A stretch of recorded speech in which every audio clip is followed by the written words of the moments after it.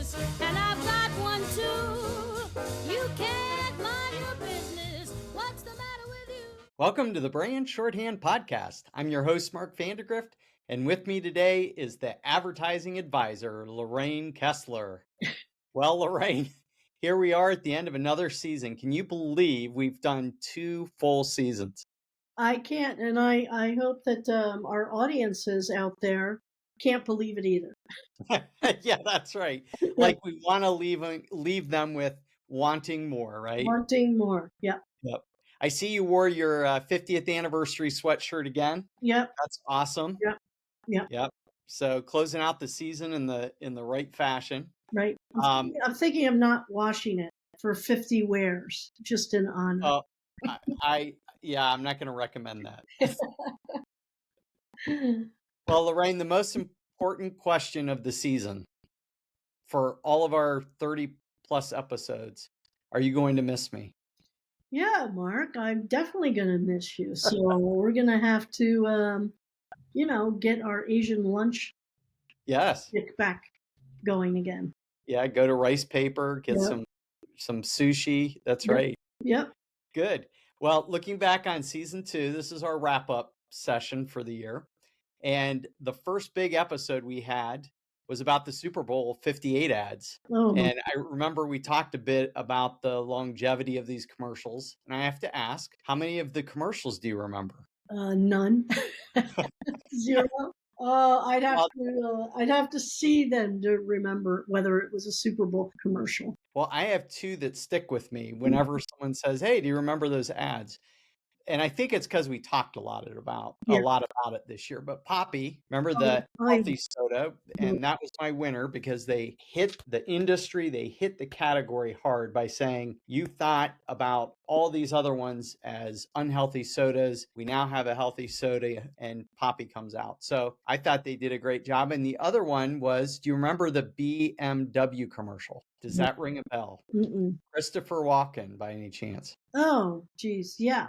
And he goes around and everyone's trying to do his voice and he's tired of hearing it. Yeah. Enjoy your coffee. Careful, it's hot.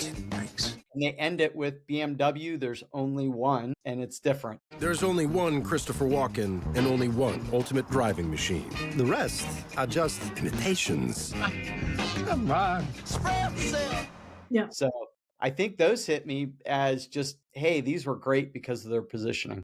Yeah, and I guess I remember Poppy, and I still remember it, and I think, what a great, it's probably in the whole year, one of the best new category definitions or subdivision of a category, right? It's a soda with none of the bad stuff. Yep. And I think Coca-Cola or is it Pepsi made a play to buy them, and I don't know which one was it. It was Coke, yeah, of all things. Coke buying Poppy and Poppy sounding like Pepsi. Yeah, it's like, but that probably was their intention, and it was a very good use of the Super Bowl to do that. So I'm sorry I didn't remember that, but hey, it's been a long year. That's right. Yeah. Well, I think looking back at those commercials, a lot of them leaned really heavily on celebrity endorsement. They all do. I mean, if you look at the Super Bowl over the years, I've written the articles. It's all about what celebrities are doing what. Sarah Johansson doing the Soda Stream, right? I mean, you can go back. Kristen Applegate, I think she was, if I have it right, Toyota, but one of the cars. And I mean, what happens is you end up remembering a lot of times the celebrity more than the product. And you have, like I am, I know as a car category, was it Toyota, was it Hyundai? I have a hard time bringing that forward in terms of all the celebrities that have been used. Well, you know who's done a good job with it? Now he owns it, so it's a little different, but there's been consistency with it is, I think his name's Ryan Reynolds. Yeah, Ryan Reynolds. That all the girls love. Even Denver, our producer, loves Ryan. But Ryan Reynolds, and people say Mint Mobile. Yeah, they know right away. And why? Because he's been consistent. Yeah. Like, you did this big production for the Super Bowl, paid all these celebrities all this money, and I haven't seen most of those ads again. Right. Whereas Ryan Reynolds, I constantly see Mint Mobile ads. Yep. So, it's kind of that thing where, oh yeah, that celebrity was in an ad. I don't remember what the ad was, but the celebrity was in it. Yeah. What did that do? All that did was help the celebrity. It didn't really do anything toward the brand. Yeah, years ago, Bob Conrad from the Wild Wild West TV show. Love that show. Love that show. I did too. But he had the ever-ready battery. Can you knock it off? Uh-huh. And I don't know if you remember that. I better. No, I don't. Yeah, I thought that was a really good celebrity use for a product. Well, and that's the point. It's a shame to see all these good ideas because some are really great ideas, but they're like a one-hit wonder. They get this run on the Super Bowl and we never see them again. Yeah. To your point, making the connection to the position to get it into the mind to remember the label with which we remember brands. I think that leads me to our remember we did that 3-part series, Positioning for Professionals, Exploding Myths. Remember we delved into the 15 myths of positioning. If I recall, number 6 is brand is only about advertising. Well, that seems to be a myth a lot of those commercials fall into. Right. Can you think of any other examples of commercials we covered this season that fell victim to some of those positioning myths? I think one of the myths that businesses fall into is that competition is the reason for commoditization, right? Like there's too much competitors and so we're all alike. And we just talked about this too much, this urge to copy, this urge to be like everyone else. It's really that which is at the heart of commoditization because we saw Perrier break out in the water market, right? Selling bottled water before anybody was thinking about it. We saw Starbucks break out with very expensive coffee by creating an experience that didn't exist. And what is more commoditized than water and coffee? I mean, there's 2 categories. So I think the thinking is so wrong. And we see this a lot in healthcare, in any industry that's big and does have a lot of competitors, we tend to see this kind of thinking. And so what we see is this homogenization, I think was the word you used. And it's all based on this urge to copy. So I think that's one I see a lot. Think about the drug chains, Walgreens, CVS. I mean, come on. None of them have been able to break out and really do anything meaningful in this pharmacy business. Yep. And so I think more than anything, that one seems to loom on the horizon for me quite a bit. Well, another fun thing we did this year, we had quite a few more guests. Yeah. We had Dr. Scott Powell from Grove City College. We had Alt Care's Mike Galena. Yep. And then just a couple of weeks ago, Smeeple's Calvin Holston. And then we also brought in Cheryl Henderson and Merce Brown, 2 of our associates here. So we had a good contingency. Don't forget Roy Williams, the Wizard of Ads. That was last year, believe it or not. That was not this year. No way. No way. This is the problem. When you get older, the years go faster. But I think starting off chronologically, we talked to Scott clear back in February. Oh my gosh, it's hard to believe. And just a couple of weeks ago, I guest lectured there on just what life is like in an advertising agency. It was really fun interacting with the students again. But what stands out to you most about Scott's guest appearance? Do you have anything in mind that was a big takeaway for you? Well, I think, interestingly, we've seen the same theme with Galena, with Scott, with Calvin.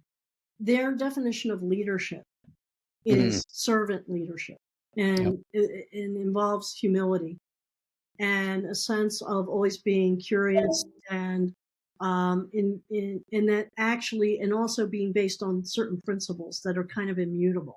So they have a real sense of true north. And I just think it was very edifying for me to hear them. I felt very supported, not just in the business and in being like thinking, but in the how they live their lives as people of faith and character and integrity, and how that carries them forward. I found that very inspiring. Yeah, you actually touched on a part of Mike Galena's that stuck with me. If you recall, he said they shifted their focus from politics follows the money into this organization follows community needs. So as quickly as you can shift that emphasis from what we used to say, politics follows the money, into this organization follows community needs. I think was like the perfect summation of their position. Right. And it's also talking about what you're saying, which is servant leadership is so critical in all of this. Right. And really, that's so important in branding because the best brands have a sense of integrity. They Yeah. have a core. They have an anatomy. We've talked about a positioning as kind of your spine or a tether, and it doesn't move. The balls may move around the tether pole, but the pole is a plant in the ground. And that's when, if you look at any brand that we would consider to be strong, they have that sense of determination that these individuals have. And I think that brands grow out of people, right? Absolutely. Yeah, very good. And then, Cheryl was fun because on our side, we're all about the strategy, right? Strategy. People are tired of hearing about strategy and positioning. We know what a difference that makes.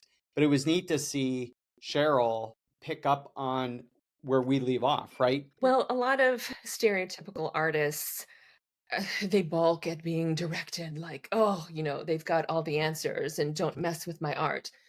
I've never been like that, maybe because I didn't go to art school. But the opposite side of that is it's paralyzing to not have any direction at all. Right. So we give the strategy, but neither one of us is about creating that visual identity. And it's been really neat this year. I've been privileged to lead an account, which has done remarkably well despite a bad name. And they're getting ready to launch that new brand in the marketplace. And Cheryl grabbed that brand. She grabbed the personality of the company. She grabbed the emotional side of it and ran with it.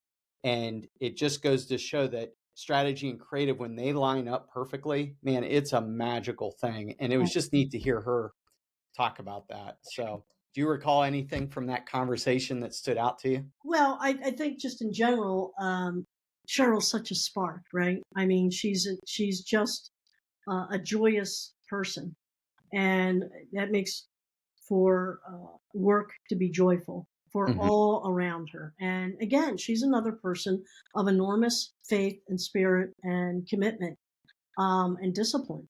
And I think that's inspiring to those who work with her. And the fact that she I think the thing that stood out to me was how she doesn't like the peacocks either in creative, right? Yep. We've all dealt with the peacocks in creative over our careers. And in many agencies, but not in Innis Majority. I always found this to be very unique to Innis Majority. Most agencies that I was familiar with, the one I worked for and others that I interviewed with or known about, the creative and client services were like snake mongoose every day, right?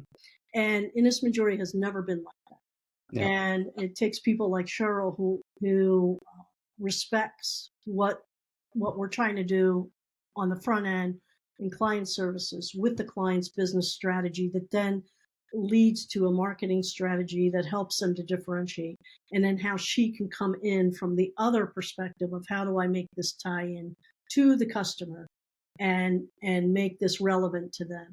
So I think that was a blessing. Yeah. To hear that. And then Merce, if you recall, and she's our youngest associate to be on the podcast. Just her grasp of crisis communications. I'm in the public relations department, so all about building relationships with a brand and all of its different audiences. So consumers, their partners, their audience, the community, consumers, and all of that. I thought it was interesting because, you being seasoned, yeah, and I'm not calling you old. No. You have the professionalism of experience, right?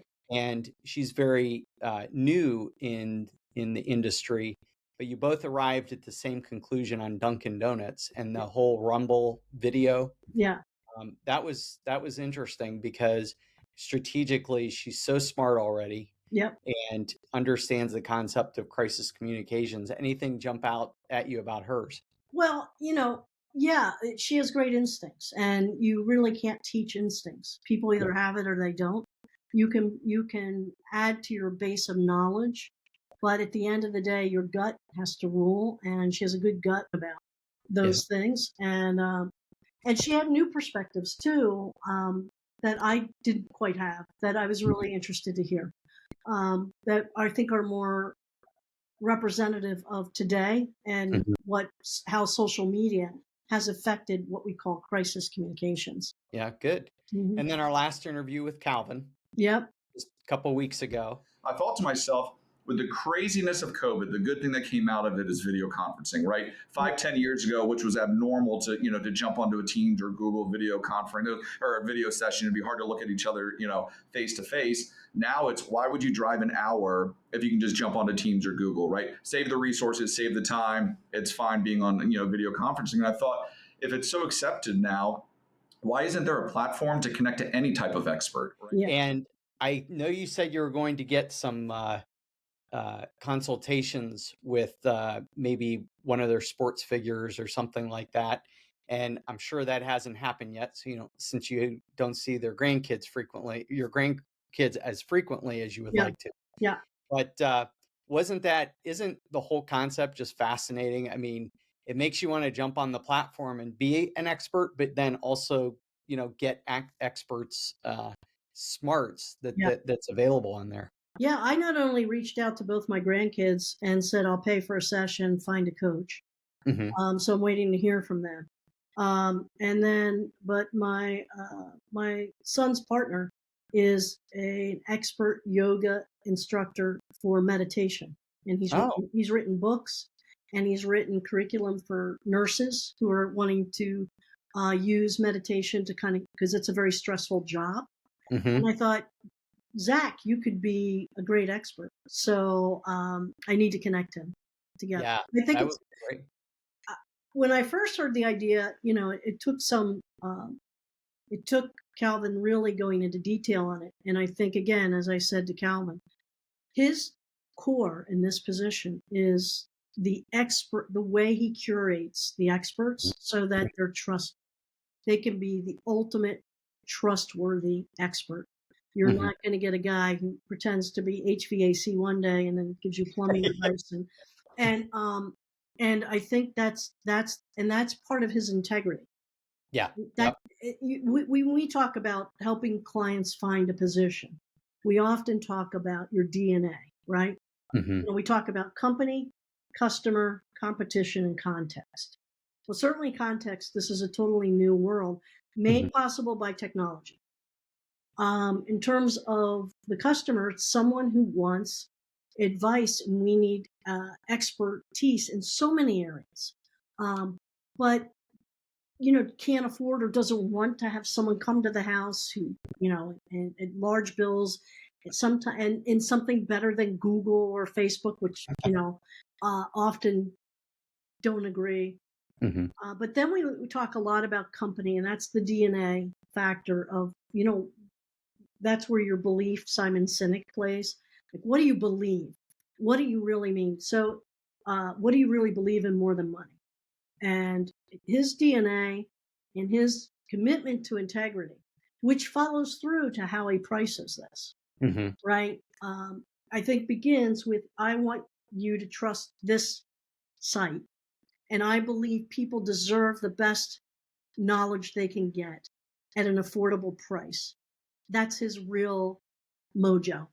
And so he makes it affordable. But if you didn't have the trusted advisors first, it would be nowhere. Yeah. So I thought it was a really great conversation. Yeah. Well, let's shift topics a little bit. And this, I think, was perhaps the biggest news of the year. I don't know. Just because we've always used these brands for so long, making examples out of them. And that's Coke and Pepsi. And Pepsi's big fall from number 2 to Dr. Pepper. That's insane. Yeah, isn't that insane? And just remind our listeners as to what your take was on that and maybe what happened to Pepsi. Well, I think Pepsi got bored with their advertising, and they got bored with the position that really is an immutable position, a timeless position, that they're the drink of a new generation. First of all, there's always new generations, right? So what does that mean? We are youthful. We present a very youth-forward kind of aspect. We're very relevant to those who want to be new thinkers, whether you're 80 or whether you're 20. That's the mojo that they had.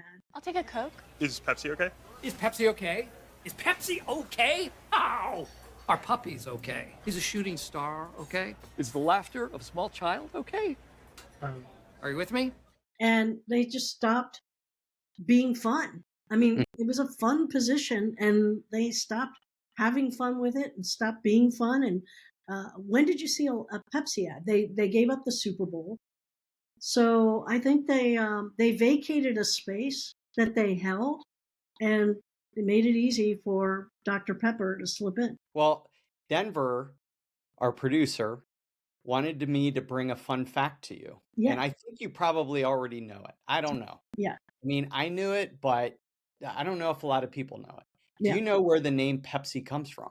No, I don't. So Pepsi in 1898, right before it really came on the scene as the drink of a new generation, it was initially advertised to help with dyspepsia. Oh, okay.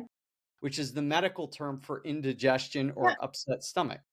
So think about that next time you crack open an ice cold can of upset stomach. Upset stomach. The thing is, if you do have that condition, the last thing they want you to drink is any caffeine-based soda. So it's like, no, do not drink that. So that's even funny. But all these things were elixirs. Coca-Cola was an elixir, you know.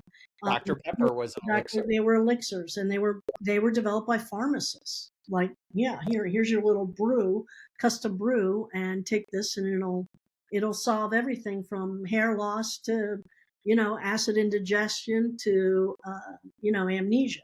Yeah. So another part of this season, we did a 3-parter on Big Brands, Big Trouble. Do you remember that? Vaguely, yes. Yeah. Well, it was just, it was covering the mistakes of Jack Trout's book of the same name, right? Yeah. Those being like the Me Too mistake, the what are you selling mistake, the truth will win out mistake. Remember all those? Right. So I think that was really a good one for our listeners if they want to go back and catch those, because there's probably at some point during a brand's life cycle that you're always in. You're always in one of these issues, right? Yep. You either forget what got you there, or you forgot your position, right? Or you're in the one you brought up earlier that overlaps this one, the copying mistake, right? The Me Too mistake. Yep. Or the one I run into all the time, and this happens because I do so much on the web, but what are you selling? What are you selling is the like you forget to tell people, oh, by the way, before you know why I'm different, I'm selling X. Yeah. So yeah. That one is like a cardinal mistake. And here's what people do: who they want to make whatever they're selling sound more highfalutin, and they think if they make it sound bigger and institutional or whatever words they want to use, that they're going to be able to charge a higher price or increase value, and all they end up doing is confusing the public. Yeah. If I have to say, what is a blank, like what is a mark, then your advertising has already failed before it's even begun. Well, and that's a good reminder for even new technology like Calvin's with Smeeple, right? Smeeple's great because it's smart people put together, or subject matter experts with people put together. And down the road, I can see that being like Google. People will call it, hey, get a Smeeple on the online. Something. Right now, though, he has to still explain his technology within his marketing so that people can grasp, oh, I can consult with someone online literally right now and just pay them either $0 for the 15 minutes or a very low price. That's something that's really critical to get the messaging out with. When you have a new category like that, you have to make analogies because so he's like teledoc. Yeah. Tele-expert. Right? Yep. So all you have to do is download the app, connect with an expert. Yep. Now people are used to that. So how do we, in the creative to me has to find a way. And I also think they should overtly say, Smeeple was inspired by an idea, whether it's in the mission or whatever page you want to put it on, but it needs to be somewhere where subject matter experts meet people. Yeah. And so, and then make it as simple as like a teledoc. People understand teledoc now. They didn't at first. They do now. So it's not as far a bridge as it might have been 10, 15 years ago. Yep, exactly. Well, and going back to our topic here, big brands, big trouble, Mhm. there was a big B that we kept thematically touching on all year long, Mhm. and the big B called boycotts. Yeah, boycotts. Yeah. So Bud Light, Mhm. Duncan, Harley Davidson, John Deere, Target. I mean, Bulls. boycott, boycott, boycott, and what's interesting is we're only 8 days away from the election, right? Yeah. Here on October 28th. We got election coming up November 5th. And if there's ever been a more divided, debated election, I mean, I'm sure back in the day people felt the same way, but it just seems like all these brands are entering into the political divide.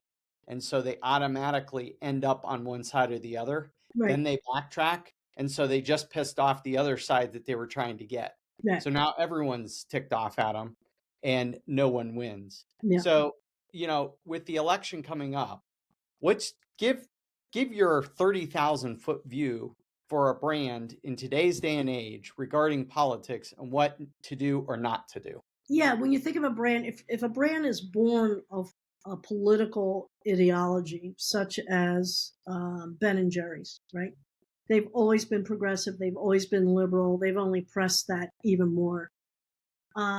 They've already written off in their head, if you want to buy from us because you don't agree with our ideology, our political stance, fine.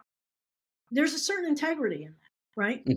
There's a certain integrity in Mr. Pillow being, because he was kind of born of patriotic Americana, more conservative values. That's fine. But when a brand that already has a constituent customer base of a large amount and already stands for something else that's kind of more universal, takes a stand that is polarizing in that way, they're going to lose. I've said this before. If Budweiser wanted to go after the transgender community, the gay community, the lesbian community, whatever, that whole mix, there's no problem with Budweiser, the corporation, creating a new brand that's just for those people and people who align with those values. There's nothing wrong with that. Hey, I'm not here to say what's right or wrong in terms of morals when it comes to who you appeal to in marketing. Where they made the mistake was trying to take Bud Light, which has a very defined constituency who does not align with those values. And worse yet, telling that constituency that we don't like your values at all, other than you buy our beer, and we want to change your values because we need to bring you along. I think when a brand does that, it totally misses the boat in terms of what its real role is in society and its real value. And I think you're going to see boycotts. You're going to see problems with that. And you know what? It goes back, we were saying it just about some of our speakers this year. There's no integrity in that. Right. There is absolutely zero true north in a brand when it's going to do this kind of stuff and throw over its existing audience and basically diss them to say, you're kind of not where you need to be. Yeah. You need to be where we want you to be. No, you are marketing your product to that buyer. You're not in the job of value shaping for that person's entire life. Yep. And, to me, that's going to be the big theme of 2024 looking back.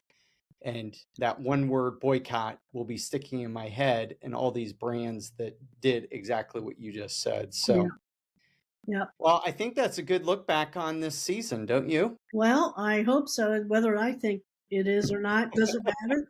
It's really whether those who are listening feel like this was a good season for them and this was a good recap. Yep. And keep the great ideas coming via email. We love our copious ideas in terms of topics to cover. Yep. And we'll close it out there, Lorraine. Any final parting words as we end 2024? We only have 2 months to go. Wow. And I'm sure some craziness will happen here in the next week. Yeah. But what do you think? Any closing recommendations, suggestions? Give our listeners something to walk away with. Always, I would say to everyone, what I learned this year from our guests, remain a student, be open to others' ideas, have a sense of your own true north, and good things will happen. Well, if you haven't liked, shared, subscribed, or told your friends about the Brand Shorthand Podcast, be sure to do so. And I'm going to do our audio logo that I developed after our last episode. Subscribe, subscribe, subscribe. You should put our phone number in there. Yeah. Do a whole jingle. There you go. 330 Yeah. 5500. Very good. Yeah. Excellent. That was, you sang pretty well. I might allow you to start singing again, Lorraine. Yeah. Oh, good. Good to know. Well, until next season, have an amazing 2024 and a great start to 2025. Thank you all. Monday. Ain't nobody's business but my own.